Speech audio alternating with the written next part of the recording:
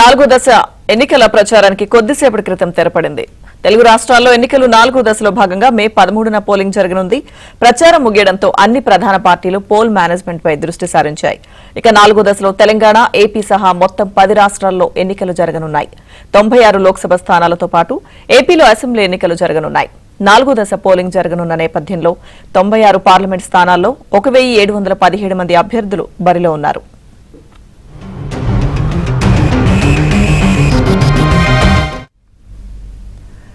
తెలంగాణ, ఆంధ్రప్రదేశ్, ఉత్తరప్రదేశ్, బీహార్, మధ్యప్రదేశ్, మహారాష్ట్ర, పశ్చిమ బెంగాల్, జార్ఖండ్, ఒడిశా, జమ్మూ కాశ్మీర్ రాష్ట్రాల్లోని 96 స్థానాలకు మే 13న పోలింగ్ జరగనుంది.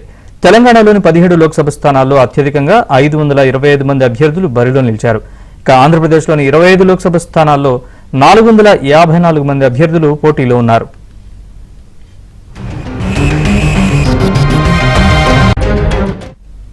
బీహార్లోని 5 పార్లమెంట్ స్థానాలకు 55 మంది అభ్యర్థులు, జమ్మూ కాశ్మీర్లో 1 పార్లమెంట్ స్థానానికి 24 మంది అభ్యర్థులు, జార్ఖండ్లోని 4 పార్లమెంట్ స్థానాలకు 45 మంది అభ్యర్థులు, మధ్యప్రదేశ్లోని 8 పార్లమెంట్ స్థానాలకు 74 మంది అభ్యర్థులు, మహారాష్ట్రలో 11 పార్లమెంట్ స్థానాలకు 209 మంది అభ్యర్థులు, ఒడిశాలో 4 పార్లమెంట్ స్థానాలకు 37 మంది అభ్యర్థులు, ఉత్తరప్రదేశ్లోని 13 స్థానాలకు 130 మంది అభ్యర్థులు, పశ్చిమ బెంగాల్లో 8 స్థానాలకు 75 మంది అభ్యర్థులు బరిలో ఉన్నారు.